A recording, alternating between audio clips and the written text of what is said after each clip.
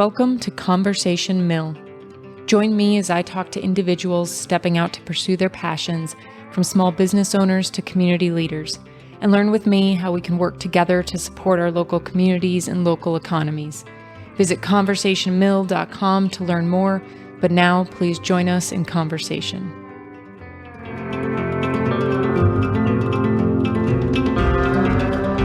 Deb Richardson-Moore is the author of 4 fiction titles and a memoir, The Weight of Mercy, about her early years as a pastor at the Triune Mercy Center in Greenville, South Carolina.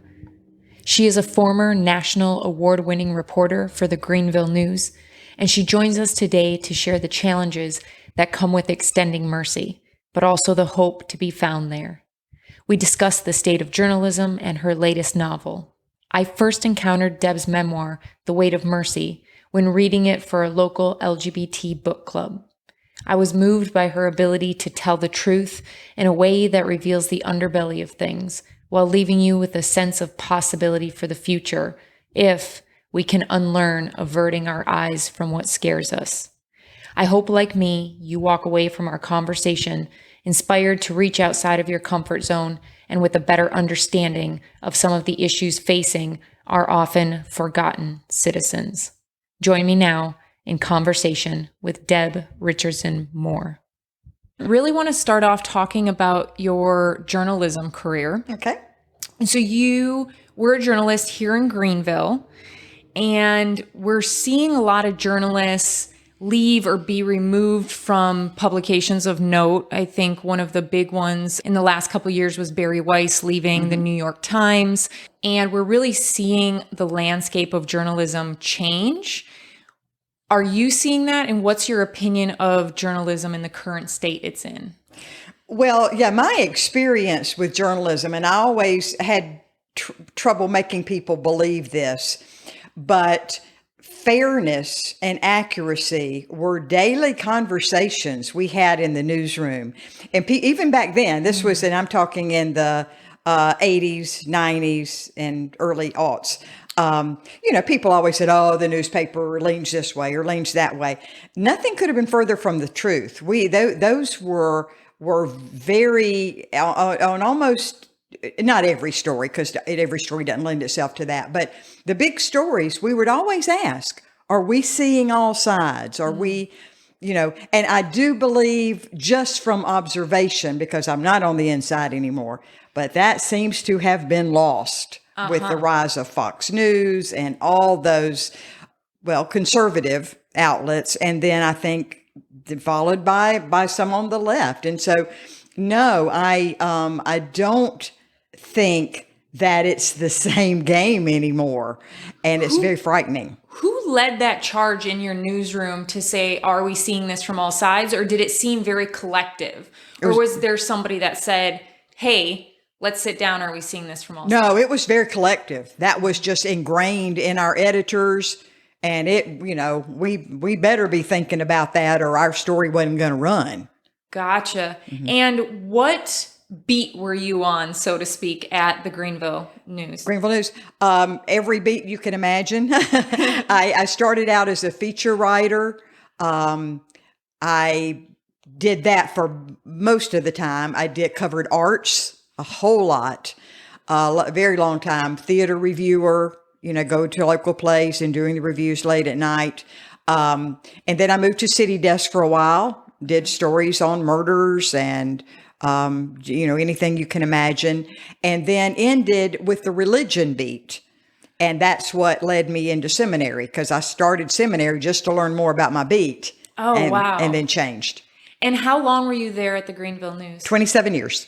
And so you were on the religion beat and then joined seminary. So tell us a little bit about that process, because that's quite a commitment to, I want to learn more about what I'm writing about, to go all the way to seminary. Well, but I would do that every time I changed beats. When I took on the arts beat, I went over to the art museum and took some classes. So I always believed in brushing up on your new beat. And really, that was all I was doing. What I wanted, my idea was to learn more about comparative religion, Islam, Hinduism, all the the things I didn't know about. I'd been raised in a Christian church.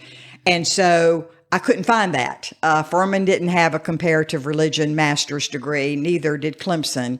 And so I ended up at Erskine Seminary quite by accident, and then got down there and was just mesmerized by that biblical history and all of that. And so ended up with a Master of Divinity. Again, it's one thing to go now get that to learn more about what you're doing, but then you went and you used that. You didn't stay. Now, were you pushed out of your journalism career and went, or did you make a conscious choice? I'm going to go pastor a church. Oh, no. As a matter of fact, they were beginning layoffs. We had been bought out by Gannett. And yes, but they were just in the beginning. So I did not get pushed out. However, I probably would have over the course of the next 8 years or so, because, that's what they were doing, and they downsized and downsized and downsized. But I did get out on the front end of that. Okay. And as a matter of fact, the publisher years later had given us a grant at Triune, and he said, He said, I've been telling people around town that we helped you start Triune or get Triune going. I hope I'm saying the right thing. And I said, you absolutely are, because the Greenville News paid a little bit of my tuition early on. Okay. So. Oh, that's so interesting. Now, you wrote a memoir about your time at Triune Mercy Center. Give our listeners a little bit of understanding or a little bit of background on what taking on that pastorate meant.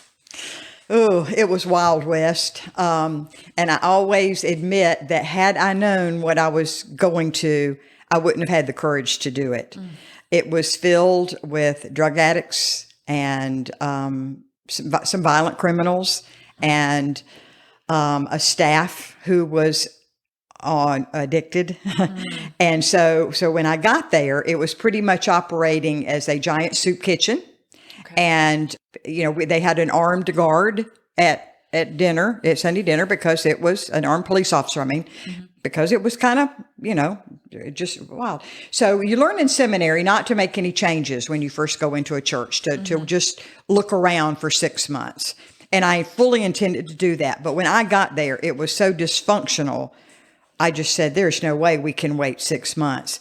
And I looked out over the people coming in to eat with us, and I saw it was very heavily addicts and alcoholics. And I couldn't help but think, why are we treating addiction with food and clothes? There was a clothes closet, and kerosene. There was kerosene giveaway. I said, why aren't we treating addiction? So that was where we started. And that was kind of a big elephant to bite into because, as you well know, drug addiction and alcoholism is a huge bear. And we could have started with mental health. I did not understand what I was looking at with the mental illnesses and the mental disabilities as much. Addiction was a little clearer. Sure. So that's where we started. So that's what the book talks about primarily, is those first 3 years of trying just to start things. And we failed right and left. We fell on our face all the time. But some things worked. Some people got clean and sober. A lot of people began wanting to volunteer there with us, both homeless people and visitors. And it just became this very intergenerational and non-denominational, interracial, joyous place. Now, what's the history of Triune? When it was established in Greenville, was it established in that community with that purpose, or was it? No. Okay. No, it was a typical Methodist church that had been started in 1900, and it had, at one point, it had 700 members and served those communities around there. And as those communities began to change, Poe Mill, just a lot of changes went on. And then the state highway department came through and changed the roads. And so sort of took a lot of its land. And in 2003, the United Methodist had closed it down as a Methodist church and handed it over to Buncombe Street to administer as a non-denominational mission church. Okay. And so that was, when I came in 2005, that was what was going on. And it was this mission church with this outreach to the homeless. And so what we did at that point, there were probably about 30 people coming to worship, 30 or 40 on Sunday mornings. But then the bulk of the energy went into running that operation of food and food bank and clothing and all that. And so I was trying to reclaim the church because that was where my training was. And that's what was lost. Yeah, and built the church back up.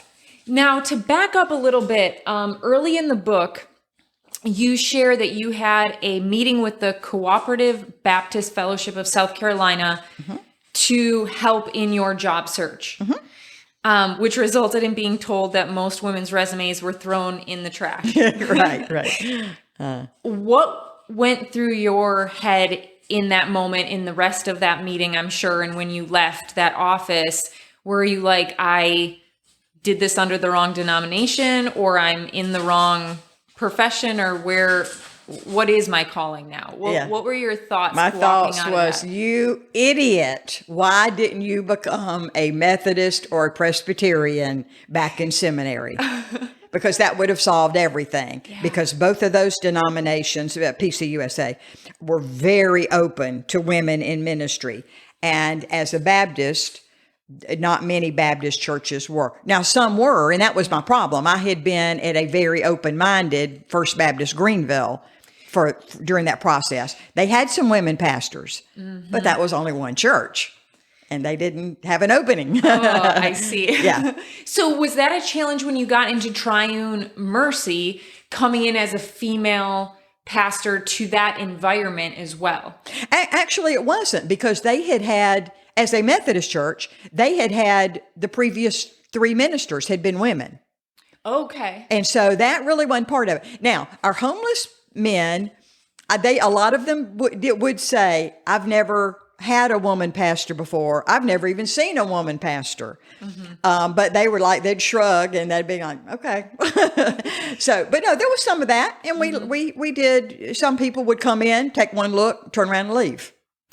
One of my favorite parts of this book, because it's one of my favorite things about reading, is when you come across a line that you can feel, whether it's a piece of dialogue or just a sentence of truth, just that like nugget that jumps out at you. And I want to read this off my notes so that I get it right.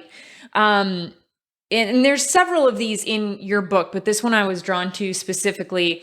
You're telling a couple that they have to wait another month before they can come back and get more.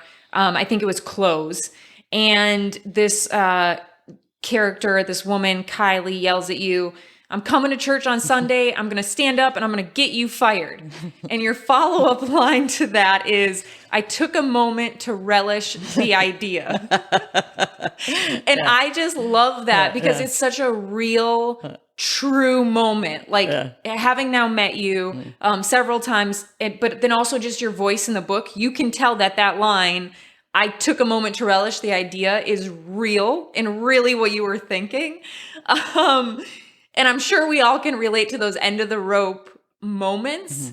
When you were in these moments, were you like, I got to write this stuff down? I got to start a memoir? No, I wasn't thinking that.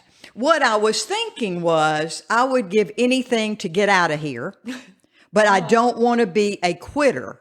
Yeah. And so if they fired me, that would solve everything. Yep. And so I don't know, you're too young to know this, but I would say probably every mother of young children in the world has thought at some point, I just wish I had a broken leg and could go in the hospital and rest. And it's sort of like that. You know, in your best mind that that's crazy and that's not going to solve anything in it. But that in the moment, you're just thinking, can I just rest?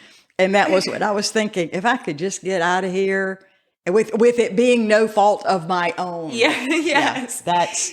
And how did you cope with that? I think we expect your answer to be, I got on my knees and I prayed and I made it through. But it's not always as easy as that, because the answer doesn't always come right now.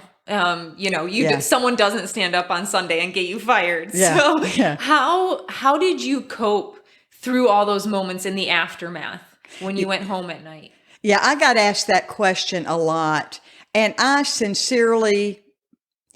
it's a couple of things. I think I had turned my family upside down to, leaving the career in journalism. We literally sold some stocks to pay for seminary and keep us going. We had kids in college. And so I had asked a lot of them to get to that point. And then it was like, oh my gosh, I'm failing. And so there was that I needed to keep going. And secondly, was that what you had asked earlier, being a Baptist, and knowing I wasn't going to get a job anywhere else. That was the big thing. It wasn't like, well, I'm just going to leave here and go get a job at the church across the street. I wasn't going to get another job. And not only that, theologically speaking, I didn't feel like I deserved another job. I honestly thought, if I can't learn to love these people and deal with this, where I did believe God had called me, I don't deserve an easier church. Wow. And what were the conversations you were having with other pastors in the community, whether it be even outside of the Christian religion? Were you having those conversations, and was there a fellowship there? Not often. I developed that later. As Triune became more well known in the community, and I would start visiting other churches. But some of the earliest supporters were my own pastors from First Baptist Greenville. Sure. And they got it. Because they would let me vent. And that's, as you know, that's very necessary. Yes. And one of my pastors had said, well, you're pretty much entering a third world ministry. And that kind of hit home. It was like, he's right. I don't speak the language of the streets. I do not know why people are behaving the way they are. I don't understand addiction. And so looking at it from that standpoint, it was like, oh, okay, yeah, he's right. Before going to Triune, did you know that homelessness, drug addiction on this level existed in Greenville, South Carolina? Absolutely not. Absolutely not. And I did not know that addiction and mental illness and mental disability drove so much of street homelessness. No idea. And so that was why when we started meeting the people, they would take me, under their bridges and into their warehouses and into their campsites. And I thought, okay, I was 51 at that point. If I'm 51 years old, I've been a reporter in this city all my life, and I didn't know this. Wow. I bet you other Greenvillians don't know this.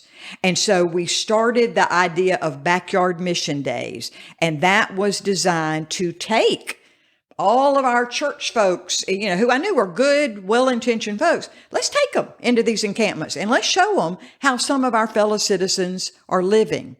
And that, to me, was a huge seismic change in Greenville when all these people started becoming conversant with the idea of homelessness and what existed in Greenville.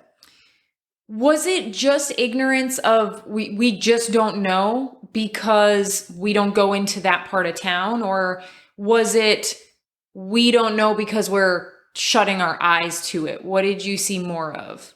Like, oh, we saw a homeless person, but we're just not even thinking about how bad it might be because...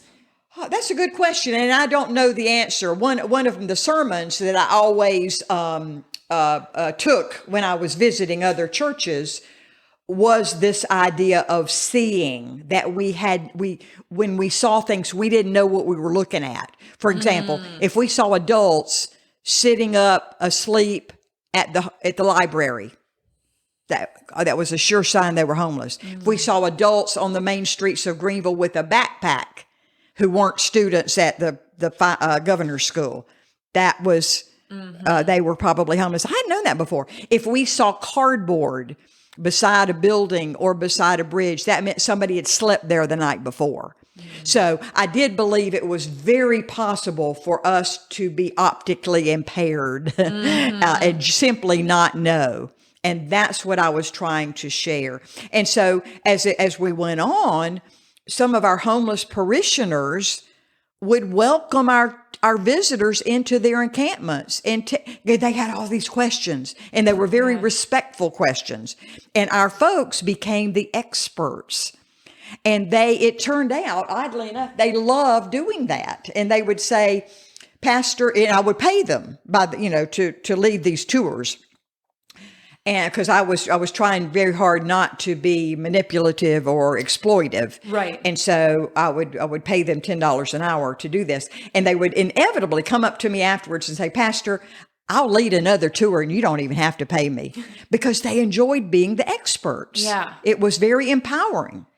And so these people leading the tours were parishioners that were taking these tours, asking them questions like, how did you end up here? Absolutely. And they were answering and being honest about if it was an addiction problem, or what did you see there? Because I would imagine that's got to be, that might seem counterintuitive to people, that someone might go, oh yeah, I have a drug problem and this is where I live now. Yeah. Some were very honest, totally honest. Some were not. Mm-hmm. And when I knew good and well something else was going on and they weren't acknowledging it, I wouldn't invite them to do it again, because we had enough who were painfully honest. Mm-hmm. So you brought in and worked with a lot of people to bring in mental health services, counseling services, working to get people in rehab, sober groups, things like that. Exactly. What was the first step to that? To turning Triune from kind of a giant soup kitchen, clothes closet, to a real place of rehabilitation? Right. The first hire was an English gentleman who had worked.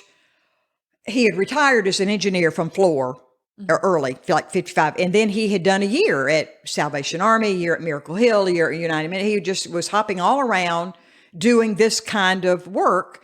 And I ran into him up the street, and he was working at Gateway House, which was for a clubhouse model for mentally ill folks. And he was getting ready to leave there. And I told him, I said, I've just started this new job, and I want to give people a way to get clean and sober. And he said, well, I'll come work for you for a year, and we'll try. And he did. He came over. He was my first hire as a rehab counselor, I guess we called it. We changed his title about 500 times. But he began visiting all the rehab centers in Georgia and Carolinas. He'd go down and he would take them bribes that we were getting, like light bulbs and toilet paper. So they knew him. And then when he had somebody ready for rehab, they would say, okay, yeah, sure, bring them on in. And he would pack them in. And we learned he packed them in a car and drove them down, because sometimes if you put them on a bus, they didn't make it. Yep. So big learning curve. Wow. But he would, and so then we would learn to pack them a suitcase. So they knew their church was behind them. So they had a suitcase full of clean clothes and full bottles of shampoo and razors and all that. And he would take them into these rehab places. So that's where we started. Before the prologue to your book, you share a verse from Matthew 23:23. And that verse is, "Woe to you, scribes and Pharisees, hypocrites! For you tithe mint, dill, cumin, and have neglected the weightier matters of the law, justice and mercy and faith." Why did you start your book with this verse? Because it was a sort of almost a play on words from the title, the weight of mercy. What I was trying to convey was the underbelly, the burden of extending mercy in this place.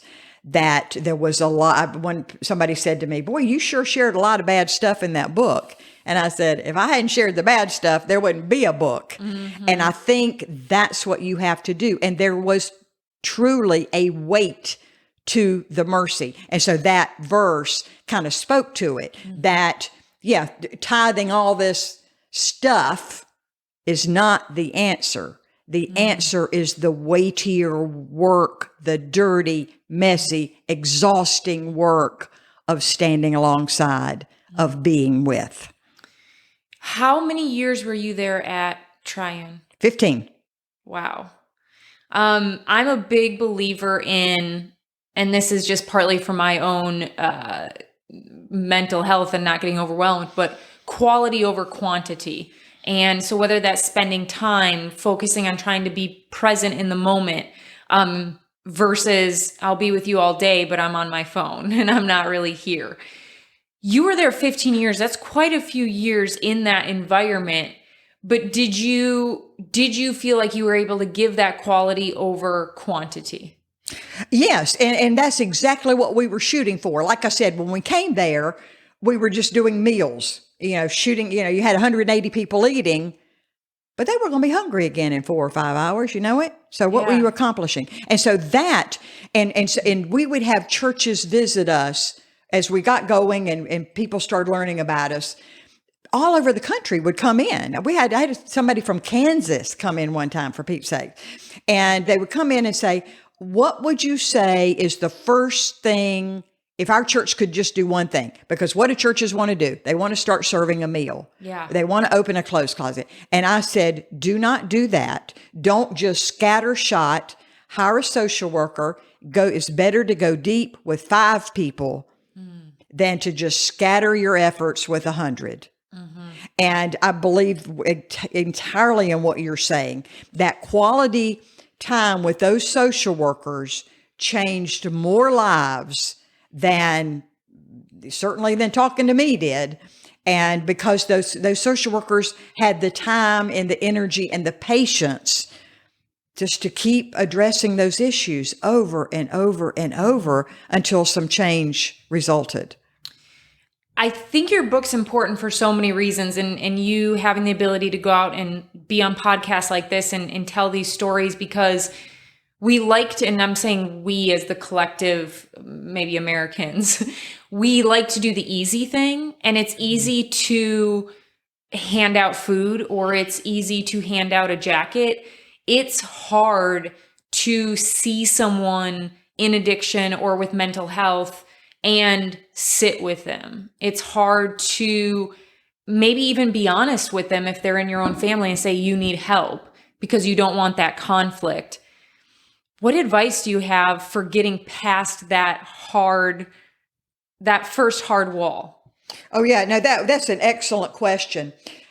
I think people see someone on the street and they just, and we have had a lot of volunteers who have come to us and said, man, I started out trying to help this guy and now I've been working with him for 2 years and he's no better off than when I started. What do I do? And so I do understand that frustration, that fear even. What I have found to be more effective is to come in to an agency or a church who you feel is doing good work, not necessarily Triune, certainly can be Triune, United Ministries, Salvation Army, Miracle Hill. We've got lots in Greenville. And come alongside and volunteer with them. And almost all of them have areas where you can safely come in and volunteer and build those important relationships. I can't tell you how many volunteers I had doing exactly what you said, just building long-term relationships with 1 or 2 people. But they were safe. They were doing it in the art room, or they were doing it in the dining hall. And then it got to the point where, okay, I'll take you to the doctor, or okay, let's go see a ball game together, or, and that they grew and developed into authentic relationships. That's great advice, because and it seems so simple to, go to one of these organizations and start inside their 4 walls. Yes. And get out of your comfort zone and build up that trust with them with you and you with them. Exactly. Because it has to go both ways as well. Yeah. And they can also advise you on this person may not be being honest with you, because that's a big part of it. I did not like that part of it, having to play detective, because I wanted to be the pastor. But boy, did I get lied to a lot. And that is a part of it. And you've got to be cognizant and ready for that.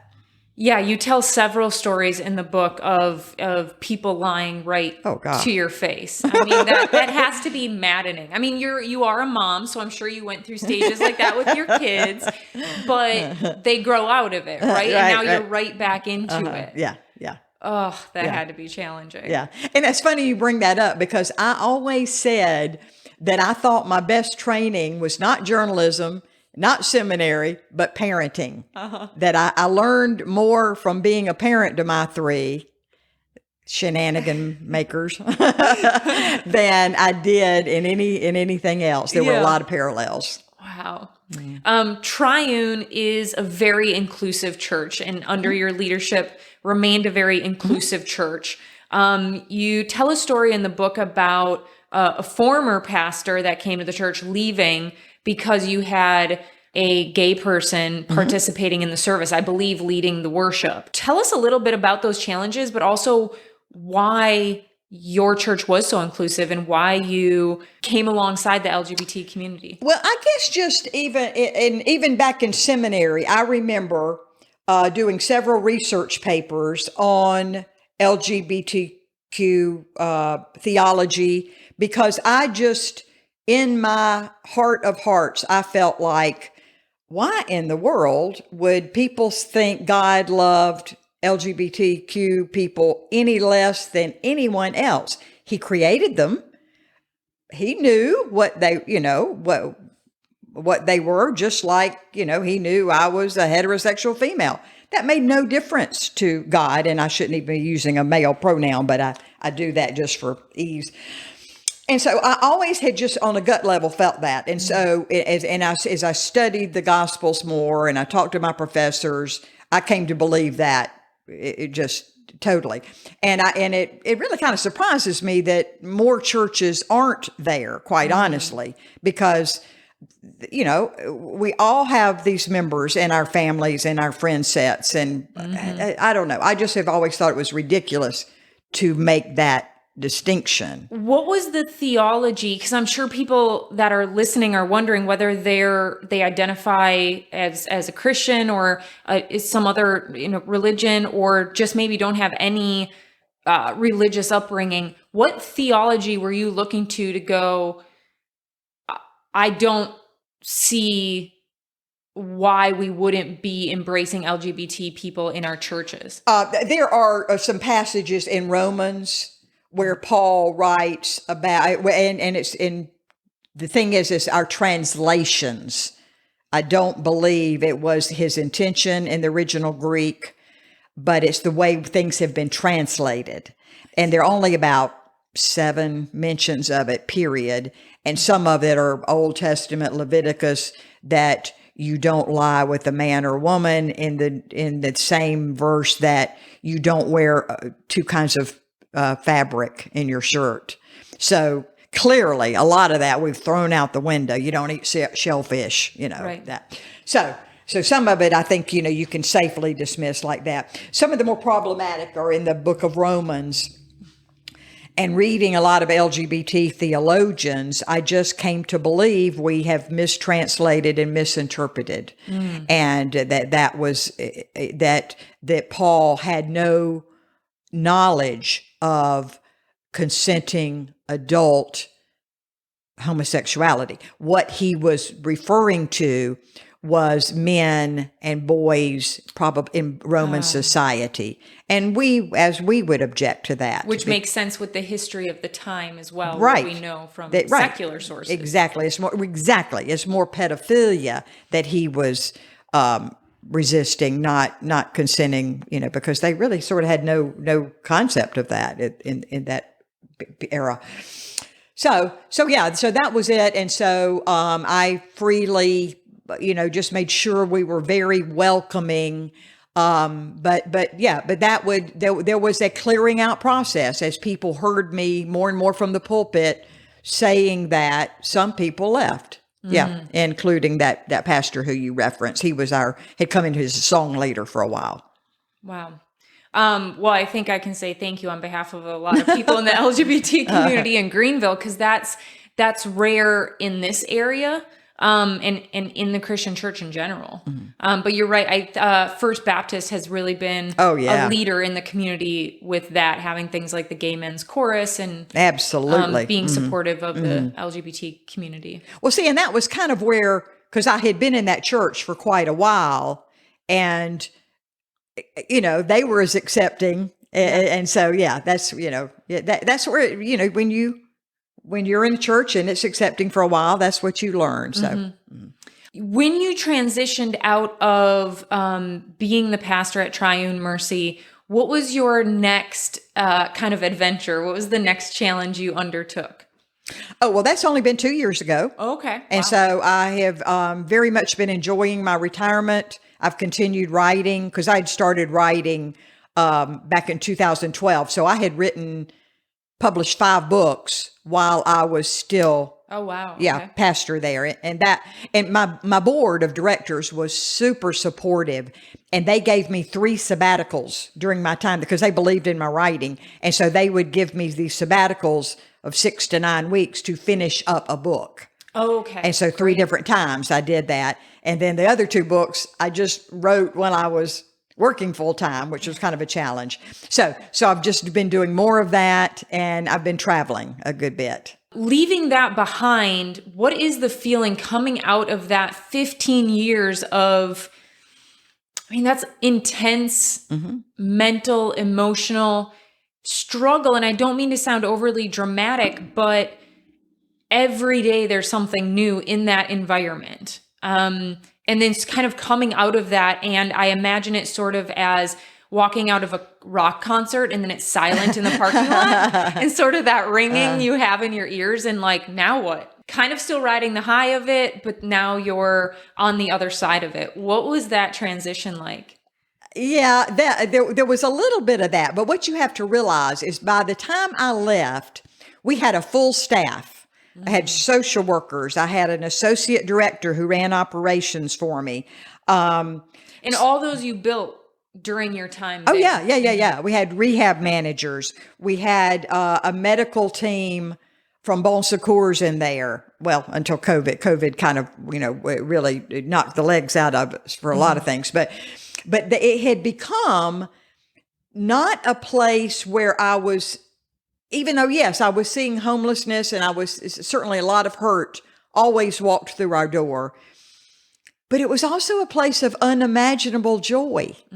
And it's hard for people to understand that, but it truly was.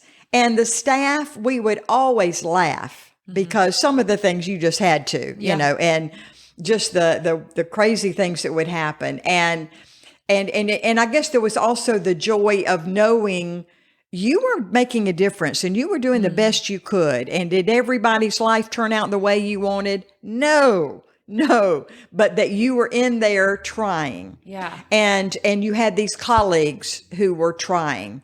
And it was just, by the time I left, I honestly thought it was the best ministerial job in Greenville. Wow. I really did. And so yeah, I miss the people. That's been the main thing. But I have enjoyed not having that mental to-do list every day, which I never got away from. It was, that constant, have I gotten to this? Have I gotten to that?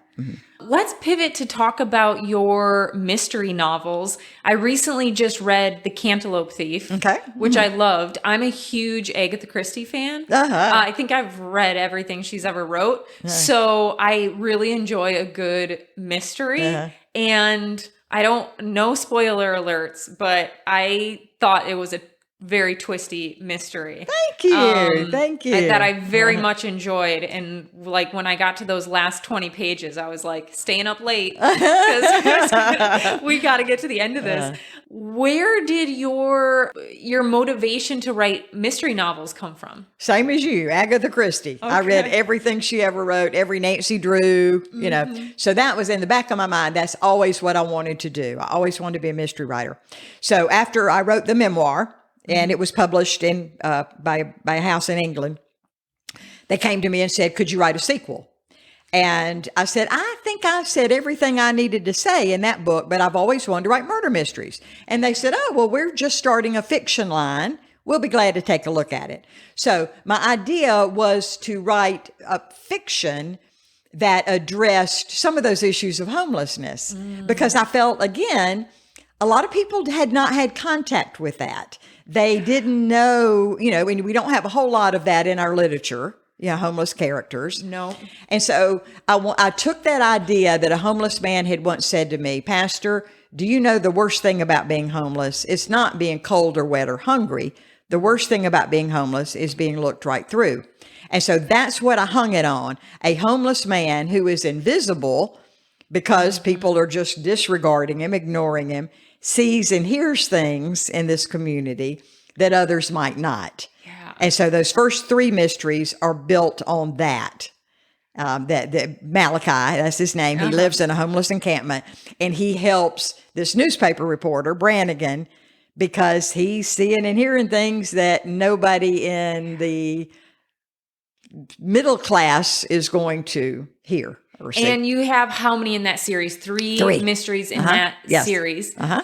And then what are your other two novels? Because I think you said 5, right? No, 5 books in total. 5 books in total. Okay, so yeah, Weight of Mercy is one. Yep. The 3 mysteries and then one more. Yeah. And that last one is called Murder Forgotten.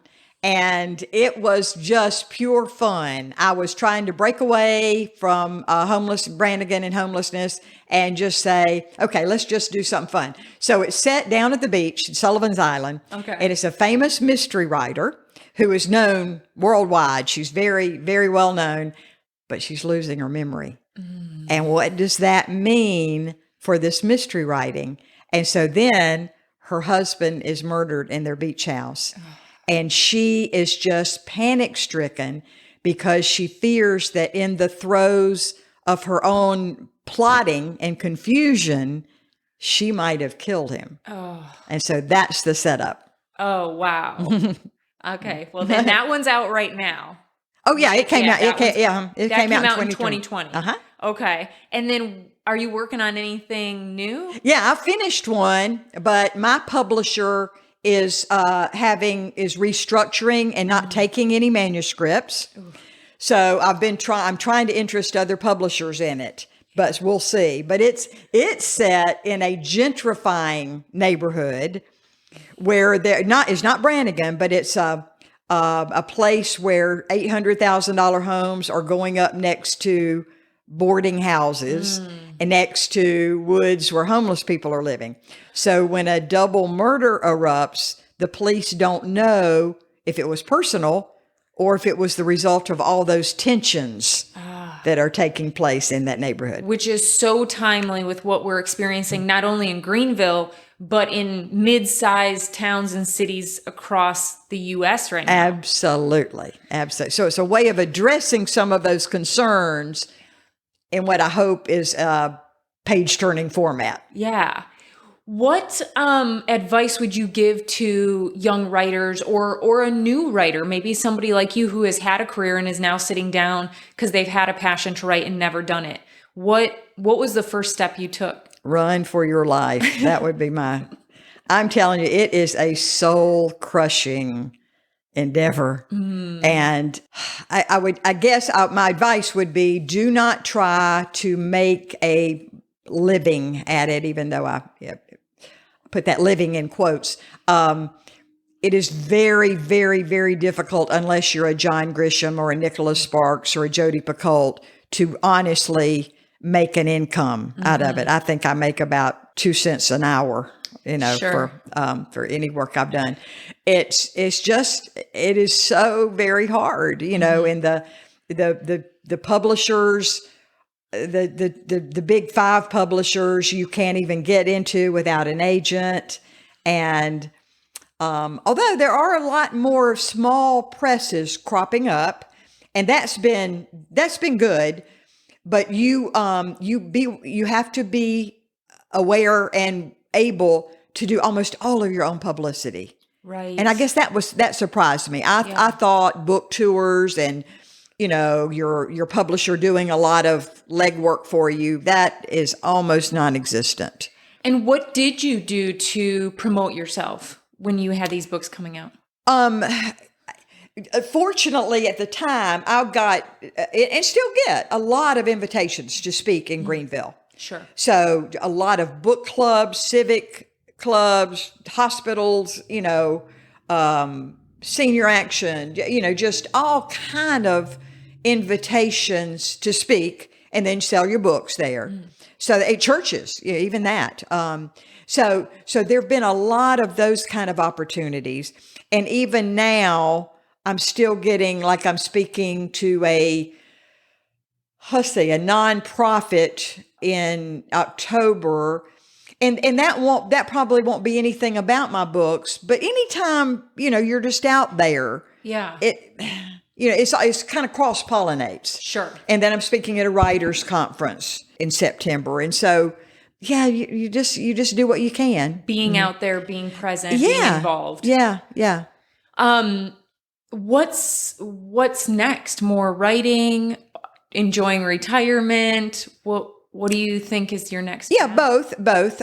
We've got my husband and I have a bucket list of retirement trips, and I'm heading out to Cuba in a few weeks with my younger daughter. That is on my list. Yeah. What an incredible place. Yeah. To be able to go visit. I think we know so little about it, and it just right off our borders like that. So some of that, but no, I don't think I'll ever stop writing. Mm-hmm. Although it's very hard to get your energy up when you've got a book sitting there unsold. Yeah. It's hard to go ahead and start another one. Yeah. And if somebody, do you still go do speaking engagements if people reach out and say, hey, we have a church over here in Kansas and we're starting an outreach program. We'd love to have you come out. Do you do those kinds of things? Absolutely. I did about 7 guest preaching gigs this spring and summer. Okay. Yeah. So I'm doing a lot of that. But yeah, just if they go on my website, they'll get my email address and all of that. Yeah, I'm very reachable.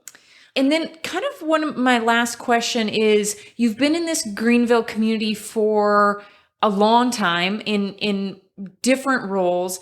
How have you seen Greenville change its attitude towards minorities in our community, homeless in our community? How have you seen the evolution of that in your time in Greenville? Oh, that has been very positive. There were a lot of us working together in homeless service providers who were friends. Miracle Hill, Salvation Army, Triune, United Ministries. And so we began to realize this is crazy for us to be in silos. Mm-hmm. And we began during my time there of really branching out, of meeting with each other, of meeting with churches, of meeting with philanthropists, and all working together. And we actually came together and formed the Greenville Homeless Alliance and hired 2 people who are looking at what Greenville needs every day regarding homelessness and housing and all that, not what Triune needs or what Salvation Army needs. And so I think there's been this huge awareness and people being willing to work together. Mill Village Ministries over there, I believe. Yes. You've talked to Dan Benner, and just all kinds of things like that are cropping up and people being more aware. And I think that is very good for our community. And awareness really hopefully drives change, but Absolutely. Knowing is one thing, and then doing and having the community behind you, I think that's so critical. Yeah. Oh yeah. And it's not easy. It's expensive work. United Housing Connections right now has been trying to get a project off the ground for several years called Church Street Place at Poe Mill. And it will house 36 formerly homeless people, probably addicted and or mentally ill and or physically disabled, who aren't going to get housing any other way. Right. But, it's just taking a long time to get that. They've got the money, but just COVID really put a wrench in their supplies and getting ground broken and all that. Yeah. Where would you say, and we talked about it a little bit in the middle of the podcast, but for someone listening who wants to start creating change in their community now, when it falls kind of into this bucket of homelessness or drug addiction or drugs in their community, what would be your best advice of where to start if you're first one step. person? I think maybe my first step would be to go to Susan McClarty she's the coordinator for the Greenville Homeless Alliance, and just talk to her, and she can point you, to, if you want to work with that group, of course, that's fine. But she can also tell you what some of the individual different agencies do and which ones accept new ideas and volunteers. Because some of them aren't set up to do much with volunteers. Sure. They need more professionals. Right. But there are a lot that do. And just start exploring. I like that you brought up that professionals piece, and not to go too far back, but you were bringing in professional counselors and addiction specialists, which people go into these careers. Obviously, they need to make money. They need to make a salary to support their families. Absolutely. And I think we forget that sometimes when we support something like a Triune, from a financial perspective, how important that can be to pay for these specialists to come in and be the resource. Because that, again, going back to that, it being a hard thing to jump into, you go, well, I'm not a counselor. I don't have any, mental health counseling experience. How am I going to go in and help from a volunteer standpoint?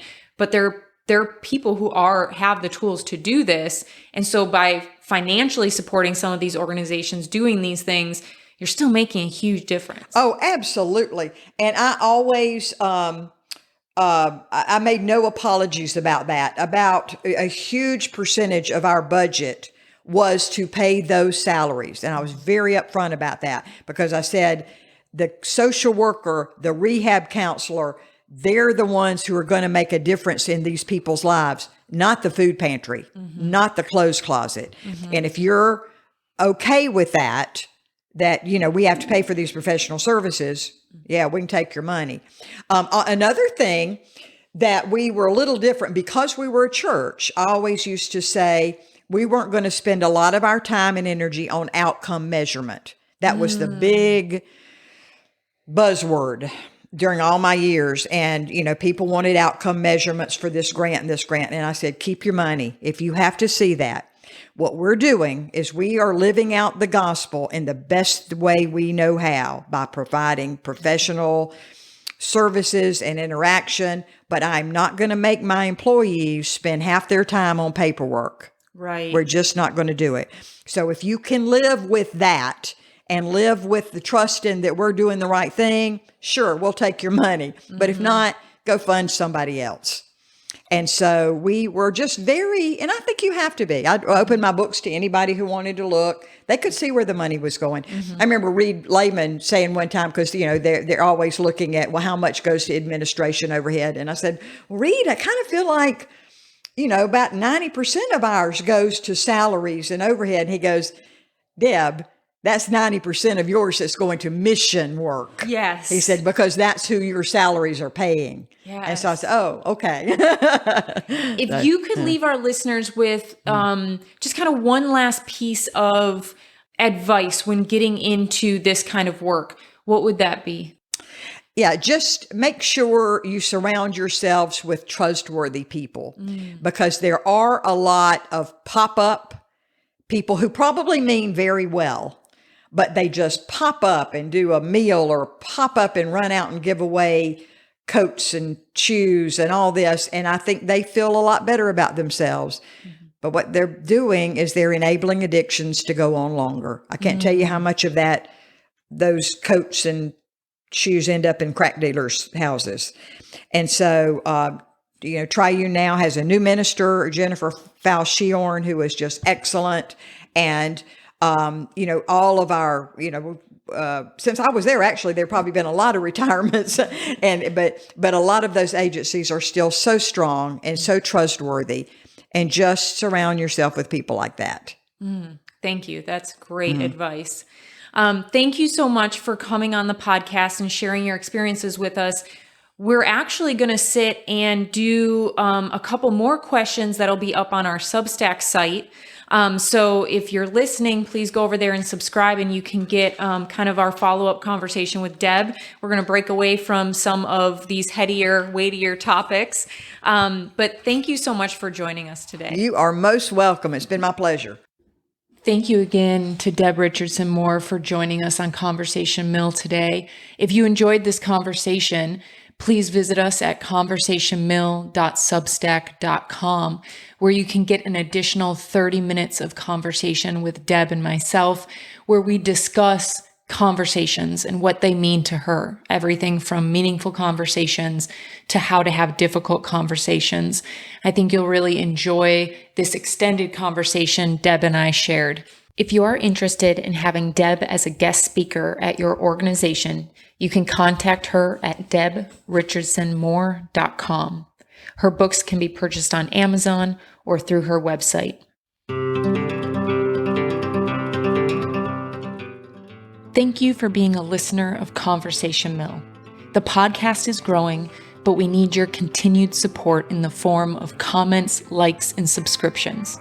If you've enjoyed even one episode, please take 2 minutes to comment under the episode or the podcast itself, or rate the podcast. Hitting the subscribe button wherever you listen to the podcast helps tremendously. Every like and subscribe helps me support local businesses and local nonprofits by giving them a platform to tell their stories. Together, we can foster the understanding, diversity, and economies that make our individual communities flourish, while creating our own community here at Conversation Mill. Also, you can join us at conversationmill.substack.com, where you can become a member and receive weekly member-only content, including member-only episodes. I look forward to sharing a new conversation with you next week, and as always, thank you for your support.